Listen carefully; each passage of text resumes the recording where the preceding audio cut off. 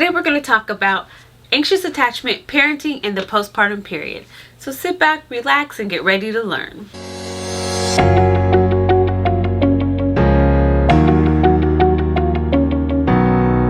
Hi all, welcome back to my channel. If you are new here, my name is Jessica Lang and I am a licensed marriage and family therapist. Here on this channel, I talk about all things related to trauma, attachment, the brain, and healing. So if that is your jam, go right ahead and click the subscribe button down below and ring the notification bell so you can be notified every time I upload a new video. Alright, so for today's topic, what we're going to discuss is anxious attachment, parenting, and the postpartum period.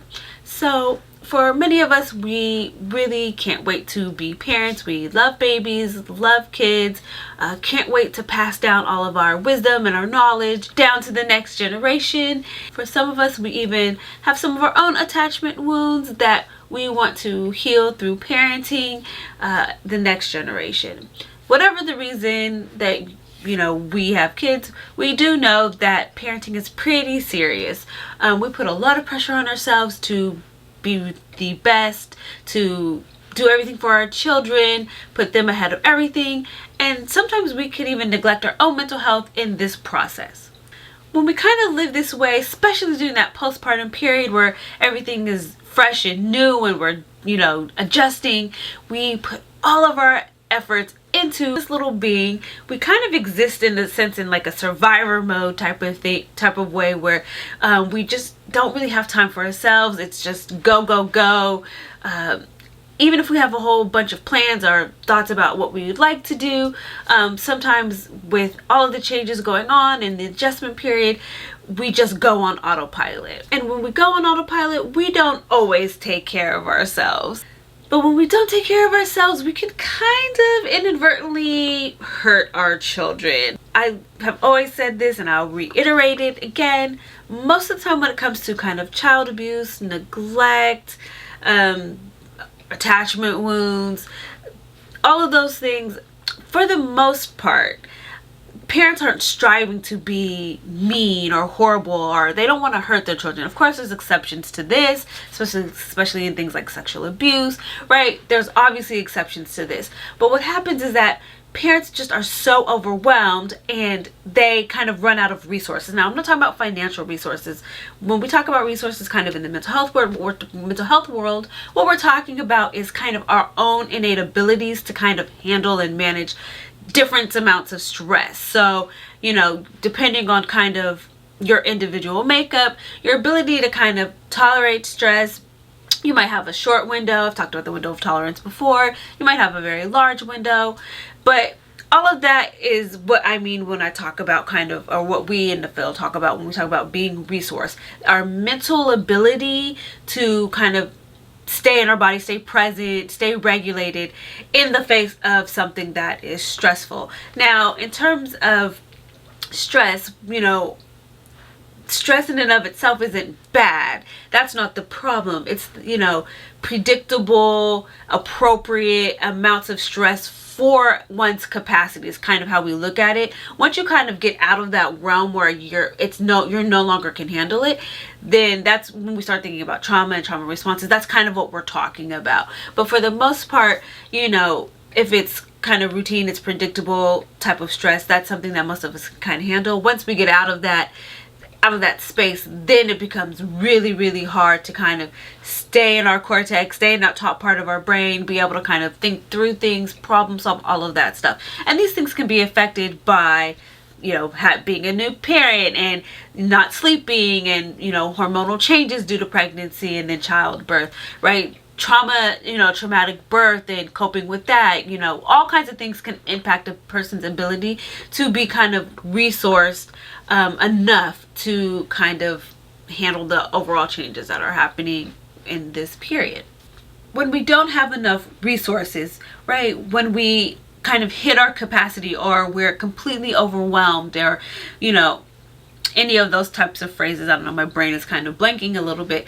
What happens is, like I said, we move from kind of that top part of our brain down to more of our limbic system, our brainstem. We're kind of going more in survivor mode, right? If we have previous histories of trauma or maybe some of our own attachment wounds, we kind of might settle back or fall back onto things that we kind of do automatically, where we don't necessarily think about it. So the reason I use that example is because, again, many folks have unhealed attachment wounds, or maybe they've been working on it and they're, okay, I know my childhood was crap, this is what I want to do with my child. But then they're faced with their new baby, they're very stressed, and so even though they have all these intentions up here in the cognitive portion of their brain, okay, I'm going to do A, B, C, D, E, once baby's crying for the, hour nonstop, or a baby's got trouble latching, or maybe you're struggling with some postpartum depression or anxiety or whatever, then that ability for you to stay up here and to focus and to be intentional about things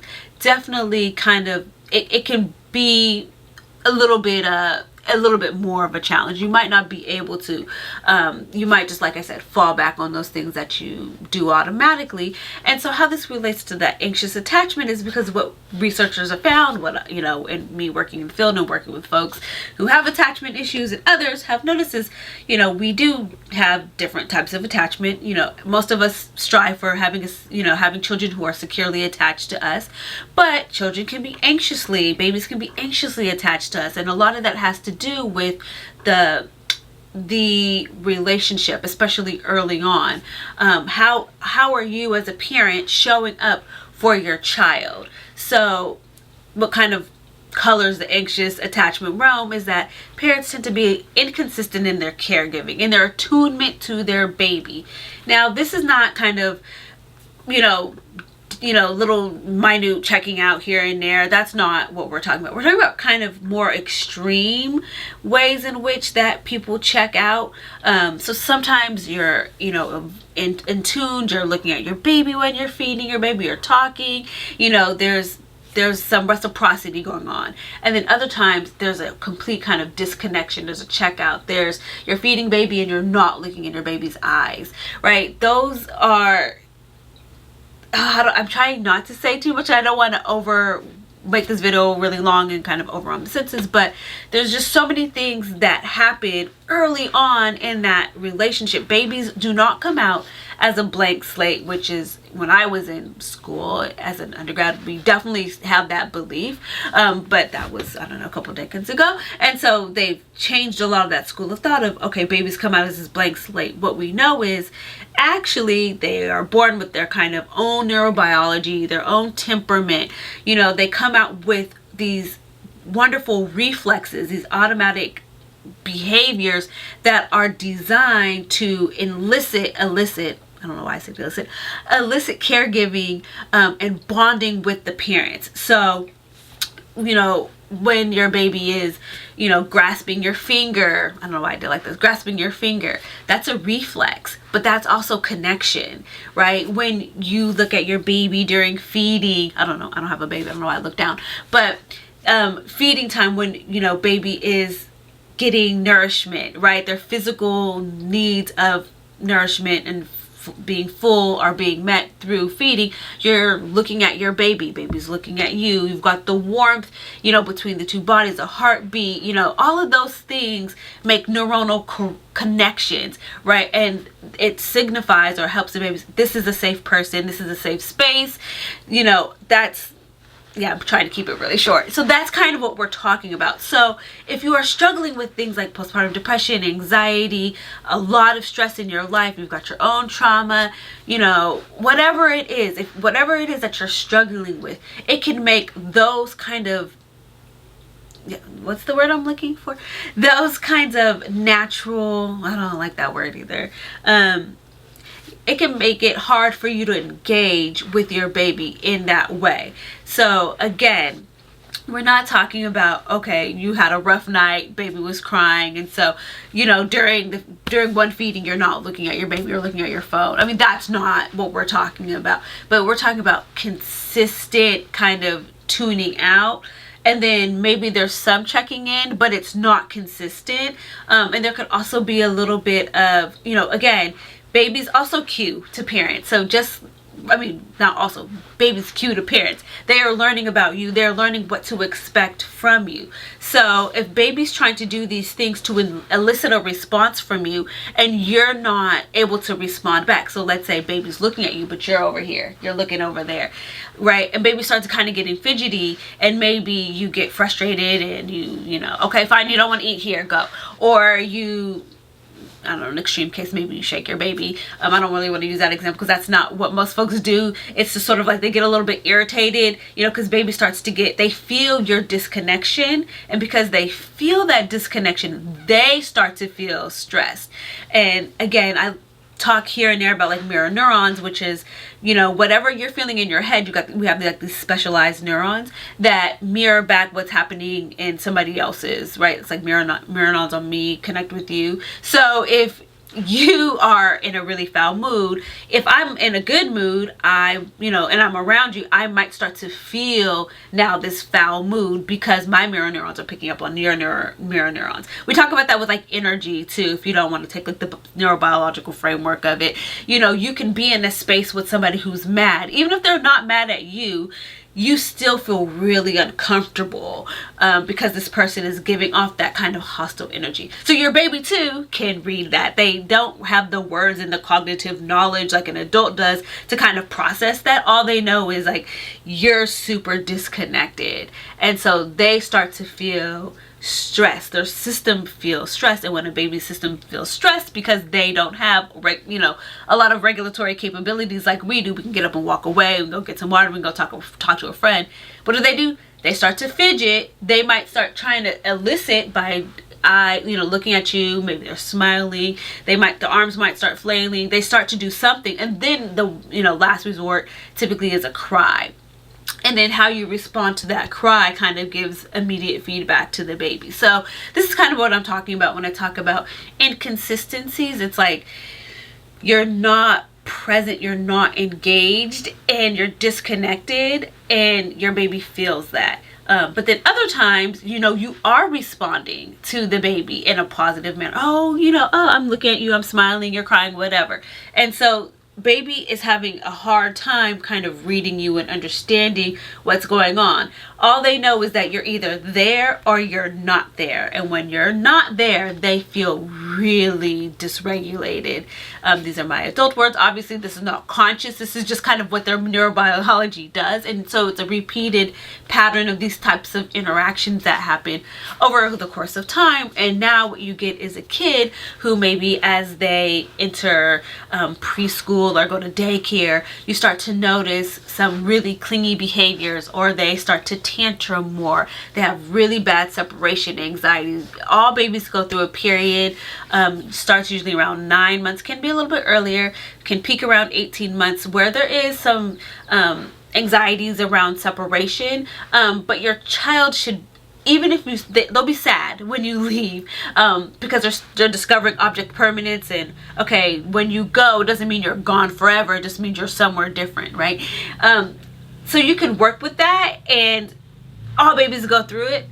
Lovely, I love the gardeners. So that's a typical phrase, but that's a typical stage of development, is the separation anxiety, but your child should be able to be soothed by another caretaker, you know, fairly easily, I would say within like 10-15 minutes. And then when you return, they will be happy to see you and things of that nature. But what we see with folks with little ones who've got that anxious attachment is that separation is they start to fall apart, and it's really hard to get them soothed. And then when you return, it's like they approach you, but then they might be a little bit hesitant, or they might cling to you really hard. You can just tell when there's a child who's anxiously attached. They look anxious. So there I gave you just a little bit of an overview of kind of anxious attachment and how this kind of pertains to that postpartum period. Again, is that you as a new parent are going through a huge transition, and it doesn't matter if this is your first baby or your fifth baby. It doesn't matter. Every baby has a different capacity. Every baby is different. Your relationship with that baby is going to be different based off of a multitude of things, but just to break it down simply, you're gonna obviously be in a different place in your life. You're gonna have different things going on, and your baby's gonna have its own unique individual neurobiology. So it's not just the genetic makeup, but it's like how all of this came together, right? That is your baby. During this time, you want to get to know your baby. I always say that. And your baby, in turn, is getting to know you. So you guys are learning together. You guys are creating a relationship together. But if you have any, pressing mental health concerns, overwhelming amounts of stress, that includes like experiencing racism, poverty, war-torn countries, etc., all of those things can inhibit or affect your ability to be present and to be engaged with your baby in a consistent manner. And as a result, your baby will pick up on that and feel a lot of that anxiety too. And now what you have is an anxious attached baby, toddler, child, then adult, if it kind of continues on that way. So what I want to focus on now is just giving you couple little tips that you can use if you are somebody who's kind of struggling during this postpartum period, so you can kind of avoid, if that's a good way of expressing it, not go down the path. I don't know what word I want to use. Let's promote. That's a better word. Promote a more secure attachment in your child. Let's use positive language. So the first step would be for you to kind of look at what it looks like when you are feeling distressed, when you are low on those internal resources. What does that exactly look like? What kinds of things trigger that, and what things do you need to support you so that you are not running on fumes, running out of gas? Number two, maybe should have gone first, because it's identify your triggers. So these are things in your environment that kind of set you off. I feel like, probably should have been one, because your triggers are what typically leads to you feeling distressed, but you kind of get what I mean. But for other people, they might just go straight to shutdown mode, and so they don't even have an understanding what their triggers are. So okay, I got distracted, sorry. Certain things that trigger, especially new parents, are feeling like a failure, feeling like you, especially if you are asking for help. A lot of new moms and new parents really put a lot of pressure on themselves to kind of do it all on their own and to get it right, not ask for support. So if they have to ask for support, if they're needing more help than they thought, then they feel like a failure. This can be a trigger. And when they feel triggered, then what behaviors happen when you feel triggered? That's where I'm going with this. Other things that might kind of spark a trigger, might make you, I can't speak English. Okay, let's try this again. When you are in this mindset, or when you are triggered, what kinds of behaviors do you do that might actually be counterintuitive? So an example of this is like, maybe you do want help, but instead of saying, hey, spouse, hey mom, hey dad, hey friend, can you come over and help me with such and such? You get really snappy. Well, why didn't you do blah, blah, blah, blah? Why didn't you offer such and such and such? And so when you are snapping at people, what that does is actually kind of push them away rather than bring them close, which is what you really want to do. 3, probably most important, ask for help, ask for support. I can't speak English. Try this again. Number 3, and it's probably the most important, is to ask for support. Being a parent is a tough job, There's a lot going on, and I'm a firm believer of a child can never have too much love. And so your friends, your family, spouse, whomever, let them be involved. Maybe you have a mentor, or maybe you're somebody who doesn't have a whole lot of family, but you got some great friends, or you got community with your church or your synagogue or your temple, whatever it is. Folks are glad to help new parents and be supportive, and most of us love babies and would gladly help mom or dad out with kind of those day-to-day tasks if you just ask and let people know. So don't be afraid to ask for support. And there's a term, it's called gatekeeping, that I just briefly want to touch about, which is, you see this with parents in general, where and we all do it. We want to be our child's only kind of love. And it sounds really silly to say it out loud, and you might even be embarrassed that you have that, like, that's my baby, you know, I want to do all these things. But that's a natural kind of phenomenon that you have. It's part of the love you have for your child and the connection you have, and it's called gatekeeping. And so what you do with that is you want to keep your child securely or only to you, and then you kind of push other people, even if it's your spouse. You will also do it with your spouse, kind of push them away so that baby only is with you. And it's not like a conscious thing, but there's little kind of subtle dig. So maybe, you know, if you rock your baby to sleep a certain way, but your husband or your wife does something, you know, or partner does it a different way, you know, the urge to be like, that's not how it's supposed to be done, that's gatekeeping. When your baby, smart baby, will build different types of relationships with the people around them, and will be able to kind of, what's the word, adapt to the way that the other person is doing things. And it doesn't mean that your way is the only way and the right way, this person's is wrong, unless they're obviously doing something that's distressing the baby. But we just feel so protective, and so because we have that urge, that gatekeeping urge, it keeps us from asking for support from other people, because we want to, and it's selfish, own it. There's nothing wrong with it. We selfishly want to be our kid's favorite person, and I think that's it's just normal. We all do it. We all do it. So just kind of own that's a process that you're going to be working through, and being able to kind of say, okay, this thing that I'm doing over here is probably gatekeeping. Let me let go of some of that control. It's okay for my baby to love somebody else. They're not going to love me less because they have a different relationship or they have love with other people.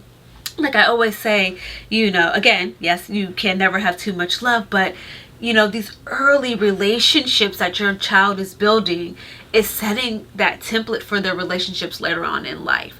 You know, they're only going to be a baby little for what, a year, you know, then they move into toddlerhood and they're exploring and they want to see the world. But they're creating so many connections that's going to help them as they move into adulthood, and they see that they can have different types of relationships with different types of people that are well-rounded and happy and fulfilling. It doesn't need to be restricted. So I just wanted to kind of put that mention there, because it's one of the harder things to do as a new parent, but it's also very, very normal. And so being able to say, oh, okay, that's what's happening here, and to talk about it, I think is okay.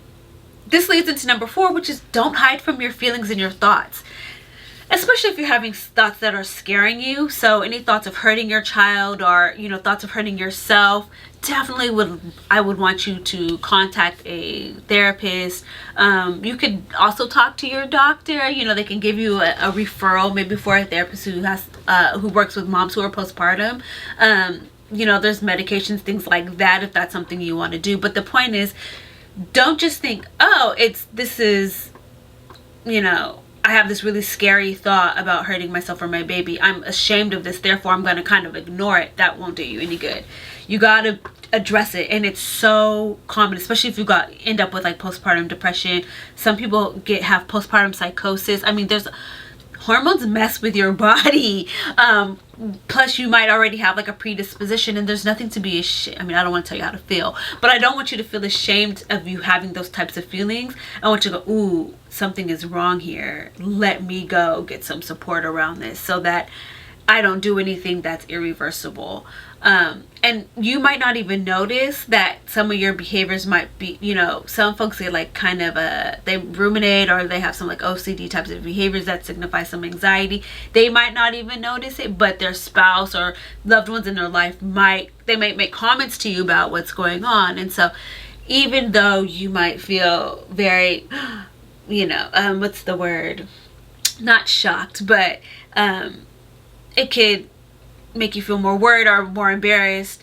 You do want to be open to what people are saying, because they might see something that you are not seeing, and all they want to do is be supportive. So if you're having any types of scary thoughts, or thoughts that, you know, you're feeling really sad and won't go away, you're feeling really empty, you recognize that you're having a hard time connecting with your baby, then reach out for some support so you can work through that and don't just try to ignore it, because it can come back and bite you in the butt later when you've got a kid who's anxiously attached because you were disconnected from your own feelings, and thus also disconnected from your baby. And finally, have patience and compassion for yourself. This is a hard job. It's a long road. You are going to do the best that you can do with what you've got. And you're going to be on it sometimes, and you're going to be off some other times, and that's okay. You know, the point is that you just kind of want to be intentional. You want to be aware. You want to notice these things. You don't have to try to push through them and make yourself feel worse, but just, again, be gentle, have some compassion, reach out for support. You know, maybe this day it's really hard for you, so you need somebody to come in and just kind of give you a little bit of a relief. There's nothing wrong with that. That's normal. That's you taking care of yourself and also taking care of your baby. And it's, when you are at your own limit, but there's somebody who's fresh and can come in there, you can go get, rested and take that break so you can, get well resourced again, and then your baby gets to have a positive experience and a loving experience with another caring adult, and gets this knowledge, this beautiful template of the world of being like a safe place and people being safe, and that they can have these beautiful healthy relationships with all kinds of people, and that beautiful community and that bond and that sense of safety, which is something we all want. It's part of our innate drives to be attached to other people. So give yourself some compassion, be gentle, have some grace for yourself during this whole process. You don't have to be perfect, because nobody's perfect. So that is all I have for y'all today. If you like this video, please give it a thumbs up, and comment down below and share your thoughts, so I just know if this is the type of stuff that you guys like to watch. And I had another thought that left my brain as soon as I started talking, so sorry. If you like this type of content as well, you can sign up for my email list, which is in the description box down below. And I send out emails like newsletters, blogs, sometimes little freebies that you can take to use on your own. You can learn more. All right, so this is a nice long video. Thank you all for watching. I hope you have a great rest of your day, great week, and I will see you all in the next one. Bye.